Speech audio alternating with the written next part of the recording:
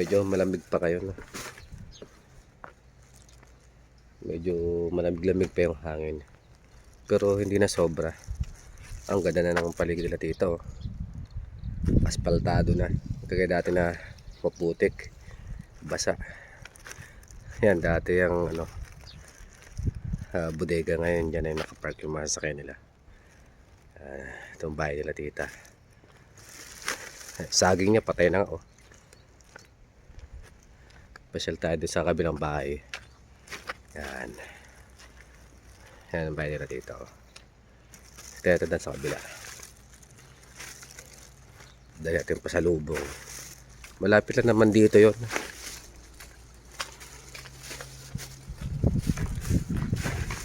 Lakad lang.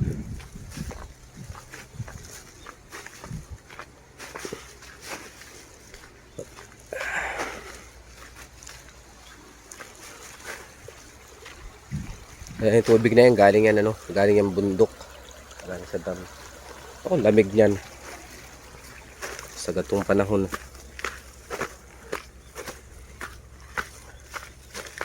Ay. Oh. Parang kilala ko yung sakay na to, ah. Tito Movin to. Tito Movin nga, oh, ginintuan ako. Dito yung trabaho yun namin. Kilala ko, matras, oh. Oh, si Tito Movin yan. Babalik yan. Oh, Tito Movin nga, oh. Oh, babalik, oh. Nakita ako, eh. Samoy. Lamig pero sarap. Yung gusto ko panahon. Bumalik, oh. Nakita ako kaya bumalik. Yan, madala ko na. Dala pa sa lubong na.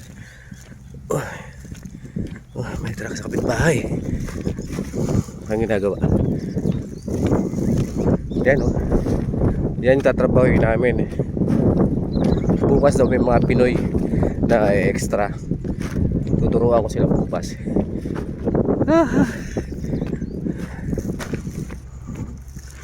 Bahay nila, oh. May pinapagawa dito, ah. Yan. May ginagawa.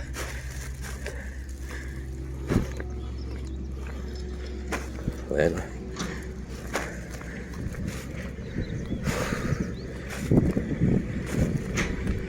Pati natin ang ayun po. Konnichiwa. Bumalik, ko. Bumalik. Ha? Pupunta ako, eh. Yan, oh. Good morning mga boss. Yan. April 1, 2024. Ito yung bodega. Yan.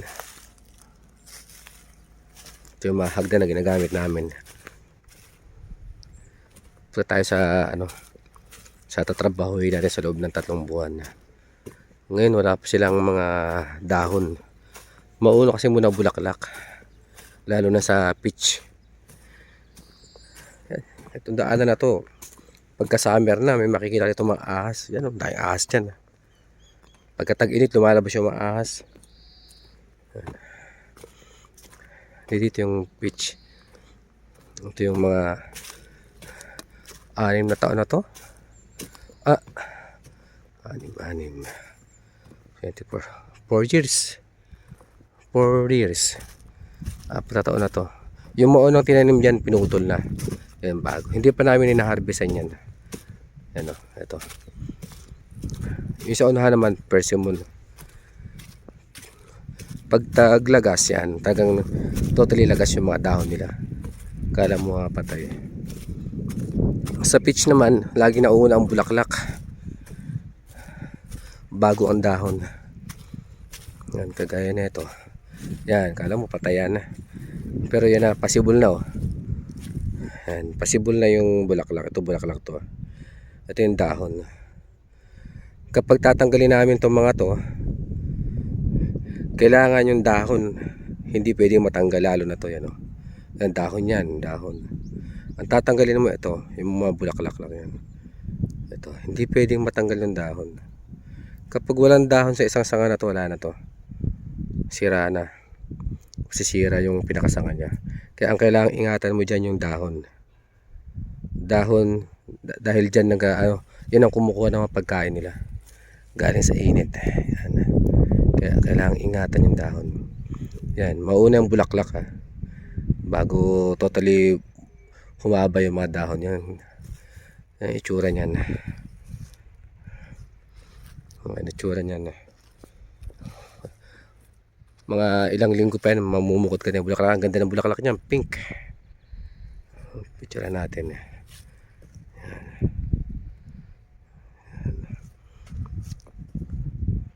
Hanggang doon yan sa unahan, doon sa may bahay malapit. Puntahan naman natin yung persimmon o kakitin, persimmon o. Yan. Ang harvest naman ito November. December yung processing ng persimmon dry. Yan. Ang itsura niya. Yan ang itsura niya kapag wala pang dahon. Yan.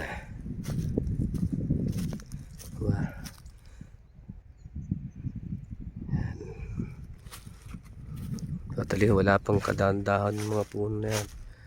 Galing pa sila sa taglagas. Possible pa lang ngayon yan. Akala mo mga patay. Diba? Ayun mga patay. Sementeryo yun eh.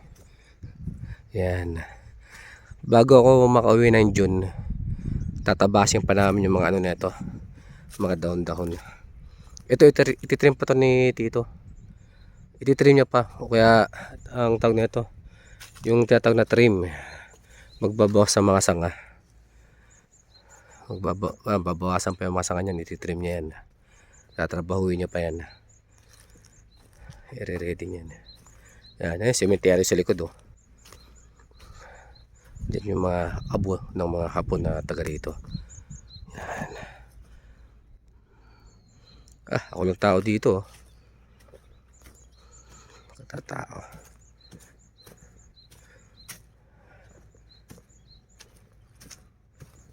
Ay mga pine tree.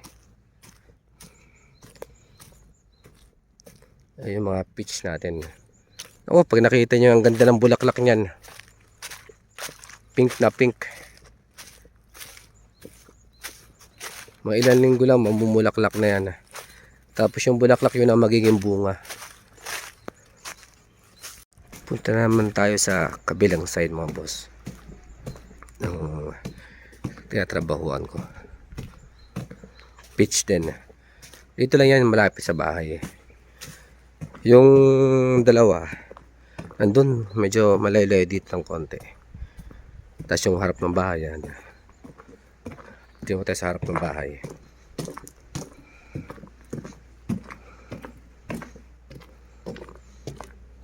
Yan. Ang ganda ng bahay oh. Pinagawa nila tita.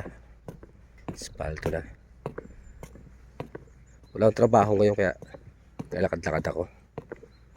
Hindi na kanina, nagtanim ako ng patatas. Tapos na. Ayan. Ito yung huling ina-harvest, August. Ayan. Ayan. Ayan. Paras lang yan. Possible pa lang. Ito yung isang klase ng peach na kailangan pabungahin muna bago tanggalan ng mga bunga na hindi na kailangan. Yung isang pinuntahan natin doon, yun yung kailangan na munang bawasan ng bulaklak. Dahil yung bulaklak, lahat ng bulaklak posibleng maging bunga.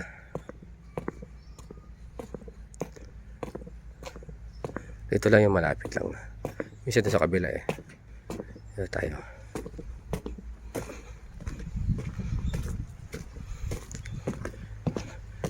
Tatlo to na malapit sa bahay.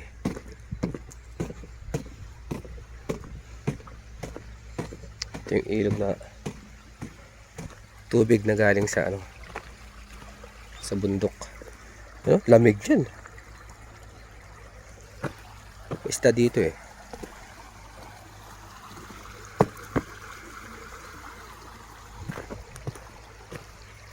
sa isang tatrabahuan. Malawak din, ilang puno rin meron dito. 70 yata may bilang ko nun. Yan. Yan, di ba? Likod bahay lang. Sa Osher. Yan. Ganyan ang itsura nila. Pag yan nagkulay pink, ako, ang ganda niyan. Mga boss. Yan, ito yan. Lahat ng mga bulaklak na ito posibleng maging bunga. Kaya dapat bulaklak pa lang babawasan mo na. Yan, yung mga bulaklak yan, magiging bulaklak yan. Yan, kailangan bawasan mo na yan. Yan ang proseso dito sa Japan, hindi paramihan ng bunga. Quality. Kapag ganitong size yan, mahaba yan. Yan, kapag ganyan kahaba, ititira mo dyan yung sa gitna. 2 o 3. Ba, ito tanggalin mo itong sa ibabaw. Yan, 2 o 3. O, so itira natin ng 3. Yan. Yan. Dapat lahat ng nasa ibabaw ng sanga tanggalin yan. Tatanggalin lahat ng bulaklak sa ibabaw ng sanga kasi ang bunga dapat sa baba. Yun, kung ima-imaginein mo, yan, pababa ang bunga dapat.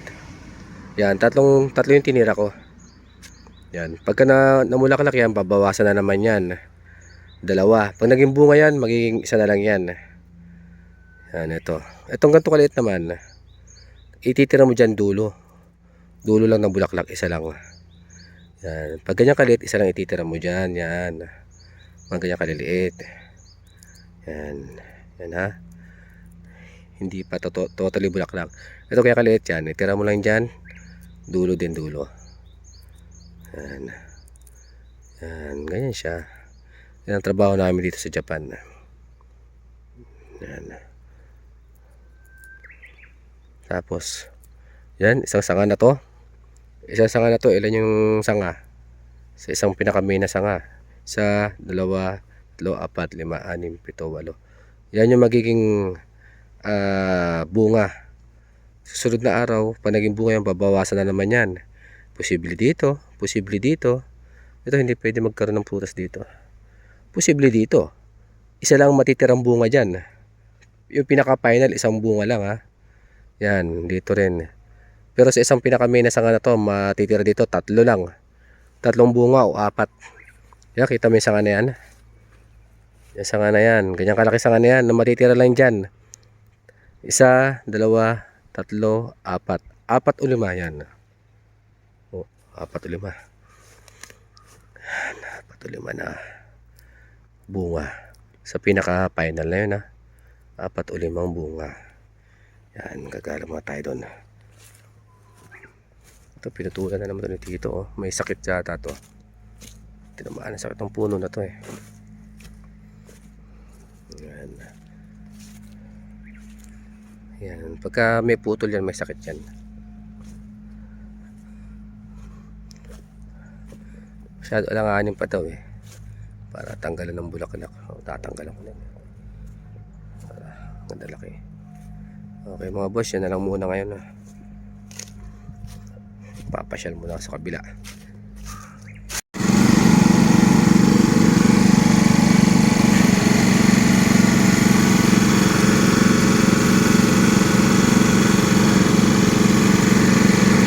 Water pressure ginagawa yan para mabawasan yung dami ng bulaklak. Mapabilis yung proseso ng pagtatanggal namin ng bulaklak. Kala ko nung una ginawasher yung puno. Pala bagong technique yan para mas mapabilis yung proseso ng pagtatanggal namin ng bulaklak ng peach.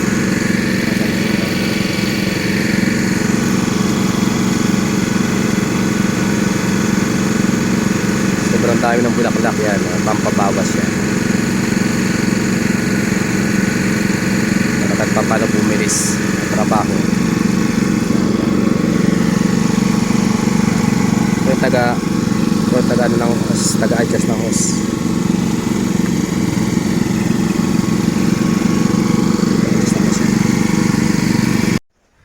Yan ang mga boss, yan sila. Nag-bloom na yung bulaklak. Pink. Ito yan, pink. Yung iba hindi pa totally bloom eh. May mga bulaklak pa rin na hindi nag-bloom. And pink sila na bulaklak. Peach eh, peach. Yan, babawasan pa yan. Ang ganda no. Hindi sakura yan ha. Ito yung puno ng peach. Yan, ang ganda ng bulaklak. Pink.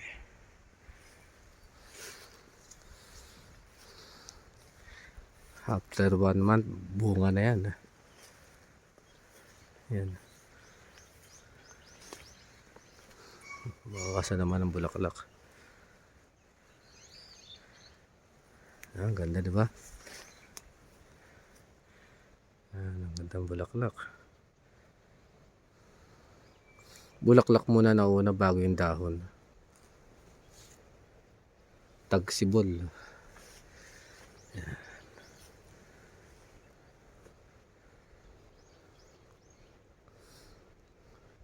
Talagang bunga na yan, maliit.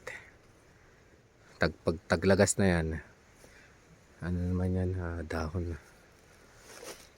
Dahon yung papalit. At bungang maliliit.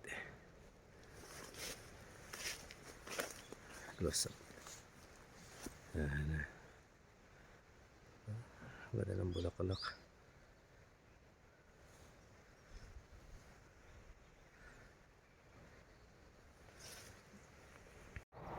Yan yung ginagawa ko ngayon. Yan. Bawas ng bulaklak. Ito na yung mga puno na trabaho ko na. Yan. Yan, dami yan. Yan. Yan. Bawas na yung mga bulaklak niyan. Gandun. Yan. Mga bawas yung bulaklak niya lahat. Mga matataas din yung puno. Yung doon banda hindi pa bawas yung bulaklak. Kita nyo yung pink. Basta ganyang klase, bawas yung bulaklak niyan. Pausubong na yung mga dahon. Yan. Ito yung mga puno na hindi pa bawas. Pink na pink. Yan o. Yan, pink na pink o. Bulaklak. Puro pa yung pink.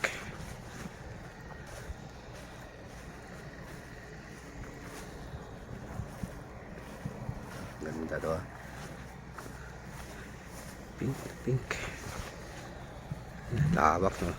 Meron pa doon. Meron pa doon. At meron pa doon.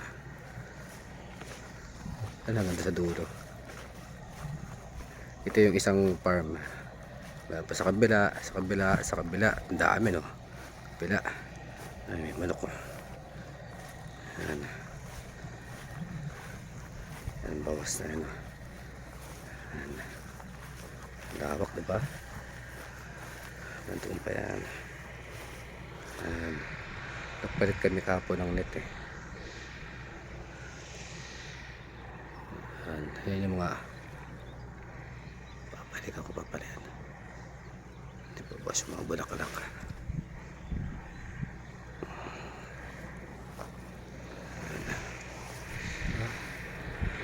Ang ganda. Pink na pink yung paligid. Puro pink yung bulaklak.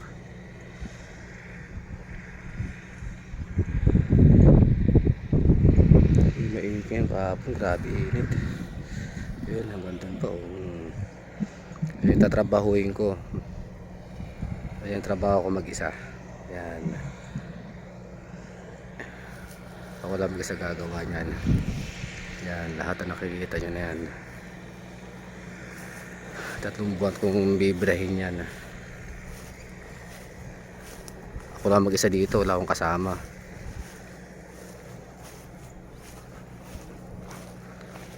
Itong isang area, nandun pa sa kabila, meron pa doon. Sa likod ng bahay, dalawa, tas harap ng bahay. Ito yung pinakamalaki, pinakamalawak na area. Ito yun, maganda oh. Ito mataas. Ito yung mga bulaklak na yan. Hindi yan sakura, peach yan, peach. Peach.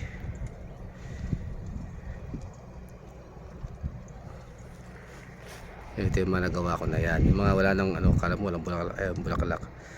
Mga naka-standby na yan. Pag naging bunga na yan, babawasan ko na naman yan. Yan.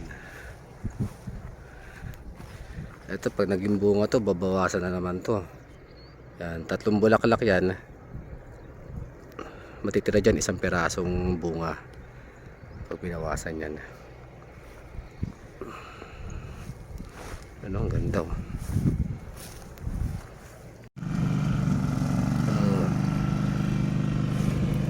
Yan yung pagdadamo, yung makina na yan. Malit na sakay na yan. Yan ang ginagamit pag damo ni dito. Yan ang dinaanan oh. Diba? Yan, lahat yan dadamuhan yan, ulang bukas eh. Yan, lahat yan, lilinisin niya yan. Yan, ito yung dinaanan oh. Dito kasi yung lupa nila hindi mabato, kaya yung makina na yun, the best yun para dito. Dinaanan na yan oh. Diba? Linis.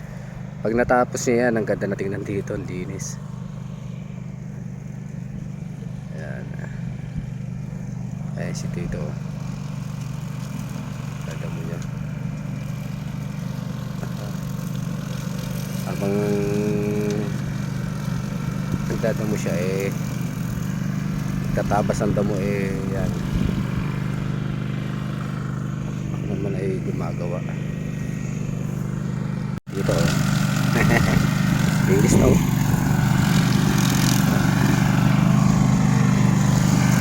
Machine oh.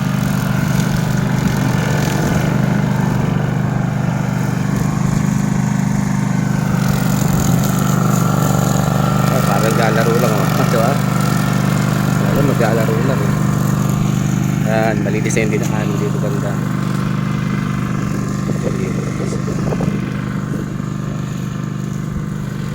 Nag-invest sila sa mga ganyang bagay para mas mapabilis yung pagpaparming, paglilinis ng farm. Kaya kahit anong bagay sa Japan, nag-invest talaga sila, naglalabas sila malaking pera.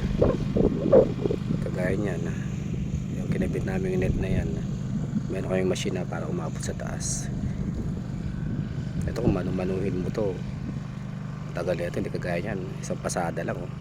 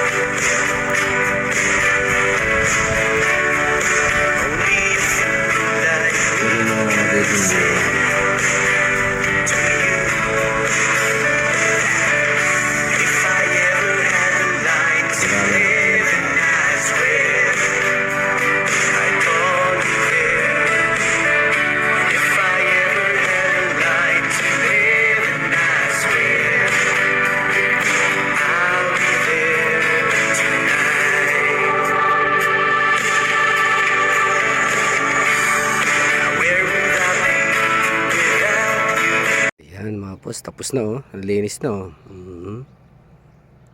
Diba? Linis na. Sarap maglakad-lakad pag ganito. Diba? Hanggang doon yan. Nandun naman siya sa kabila yun, yung sasakyan na yun. Nandun siya naglilinis ng damo. Yan, nalinis na. Wait lang. Kung mano-mano yan ako, tagal yan. Ganun, parang naglalaro ka lang eh. Yan.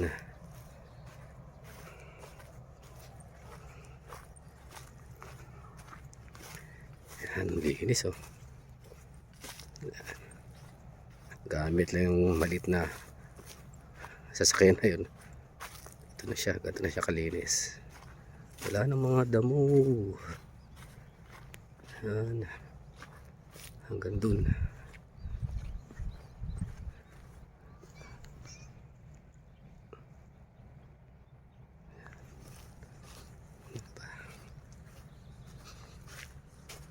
Ito yung mga tapos ko na. Yung mga may bulaklak na yan, hintayan. Pag naging bunga na, saka na yung babawasan.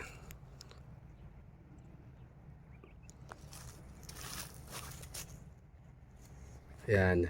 Yan yung isang klase ng peach.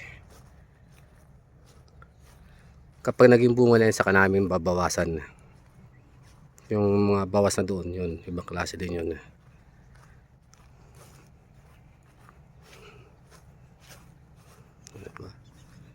Linis na oh. Kasi yung peach na yan na ano yan, yan yung binabalutan namin, yung mga balot oh. Pagkabunga na yan, binabalutan namin yan.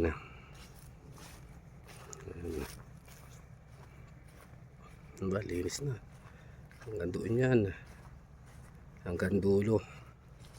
Lawak no, lawak ng trabaho ko. Ganyan kalaki yung tinatrabaho ko. Ito lang to, isang part lang to ah. Meron pa doon. Marami pa.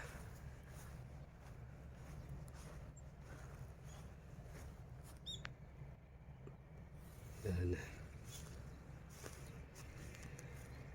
Diba, ang ganda no? Pink na pink.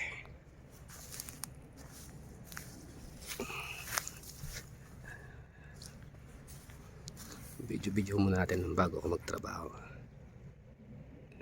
Yan, ang ganda ng kulay ng peach pagkabulaklak. Pink din, pink. Ako, napakatamis ng bunga niyan. Yung puno niya, patay na yan.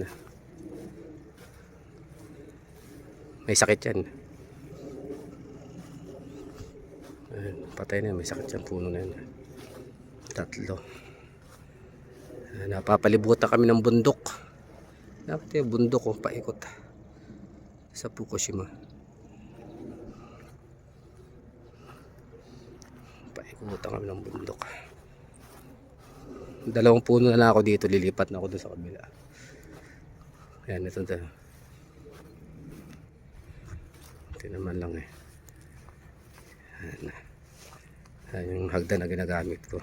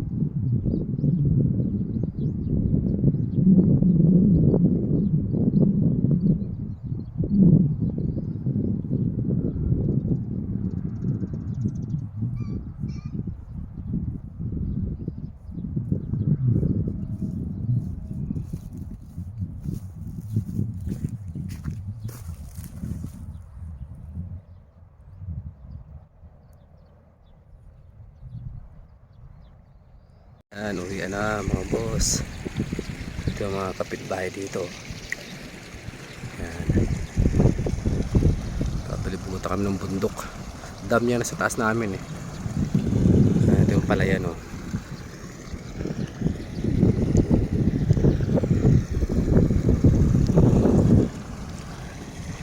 Tek lang ako pauwi. Yan. Palayan, tas bundok.